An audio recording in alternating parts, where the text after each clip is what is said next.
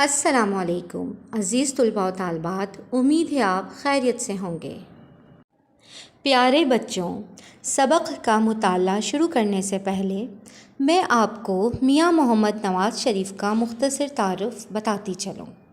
میاں محمد نواز شریف ولادت 25 دسمبر 1949 لاہور، پاکستان کے سابق وزیر اعظم اور پاکستان کی دوسری بڑی سیاسی جماعت پاکستان مسلم لیگ نون کے سابق سربراہ نواز شریف 3 بار سن 1990 تا 1993، سن 1997 تا 1999 اور آخری بار سن 2013 تا سن 2017 وزیر اعظم پاکستان کے عہدے پر فائز رہے۔ اس سے پہلے سن 1985 تا 1990 وزیر اعلیٰ پنجاب رہے۔ آئیے میاں محمد نواز شریف کا تیسرا دور حکومت سن 2013 تا سن 2017 کا مطالعہ کرتے ہیں۔ جون سن 2013 سے جولائی سن 2017 تک تیسری مدت کے لیے بطور وزیر اعظم پاکستان میاں محمد نواز شریف کی حکومت نے مختلف شعبوں میں بہت کامیابیاں حاصل کیں اور متعدد اقدامات کیے۔ ان کا تفصیلی جائزہ درج ذیل ہے۔ اچھا، بک میں آپ کے ہیڈنگ بنی ہوئی آئی ہیں، تو آپ نے پیپر میں لازمی ہیڈنگز بنانی ہیں۔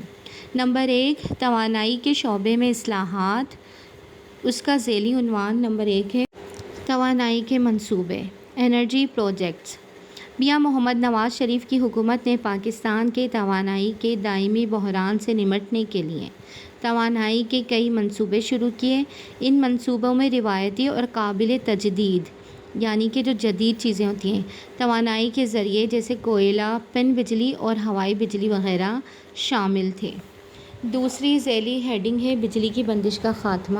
میاں محمد نواز شریف نے اپنے تیسرے دور حکومت کے دوران ملک بھر میں بجلی کی بندش، لوڈ شیڈنگ کو ختم کرنے، نیشنل گرڈ کی صلاحیت میں اضافہ کرنے اور بجلی کی پیداوار بڑھانے کے لیے توانائی کے مختلف منصوبوں کی شامل تھیں۔ توانائی کی پالیسیوں میں اصلاحات۔ میاں محمد نواز شریف کی حکومت نے توانائی کے شعبے میں سرمایہ کاری لانے اور توانائی کی پیداوار اور تقسیم کی کارکردگی کو بہتر بنانے کے لیے متعدد اصلاحات کی۔ نمبر 2، چین پاکستان اقتصادی راہداری، جس کو ہم سی پیک بھی کہتے ہیں۔ یہ میاں محمد نواز شریف کے دور کا سب سے اہم کارنامہ ہے، جو گوادر کی بندرگاہ پر ابھی زیر تعمیر ہے۔ آغاز اور ترقی۔ میاں محمد نواز شریف نے چین پاکستان اقتصادی راہداری سی پیک منصوبے کو شروع کرنے میں اہم کردار ادا کیا۔ اقتصادی اثرات۔ چین پاکستان اقتصادی راہداری منصوبے سے روزگار کے مواقع پیدا کرنے، غیر ملکی سرمایہ کاری کو راغب کرنے اور دونوں ممالک اور وسیع تر خطے کے درمیان تجارت کو آسان بنا کر پاکستان کی معیشت کو فروغ دینے کے اقدامات کیے۔ یاد رہے، ہر ہیڈنگ مختصر سوال کی صورت میں آ سکتی ہے یا ان میں سے کوئی MCQ بن سکتا ہے، اس لیے آپ نے بہت دل لگا کر دھیان سے یاد کرنا ہے۔ تیسرا ان کا ہے ہیلتھ کارڈ کا اجرا۔ Number 1، insurance coverage. اس اسکیم کا مقصد ملک بھر میں کم آمدنی والے خاندانوں، خاص طور پر غربت کی لکیر سے نیچے زندگی گزارنے والوں کو ہیلتھ انشورنس کوریج فراہم کرنا ہے۔ صحت کی دیکھ بھال تک رسائی۔ صحت کارڈ اسکیم کا بنیادی مقصد معاشرے کے پسماندہ طبقوں کے لیے صحت کی دیکھ بھال کی خدمات تک رسائی کو بہتر بنانا تھا، بشمول وہ لوگ جو طبی علاج کی استطاعت نہیں رکھتے۔ مالی بوجھ میں کمی۔ اس اسکیم کا مقصد کم آمدنی والے خاندانوں کو ہیلتھ انشورنس کوریج فراہم کر کے صحت کی دیکھ بھال کے اخراجات کے مالی بوجھ کو کم کرنا ہے۔ آج آپ نے یہاں تک مکمل یاد کرنا ہے۔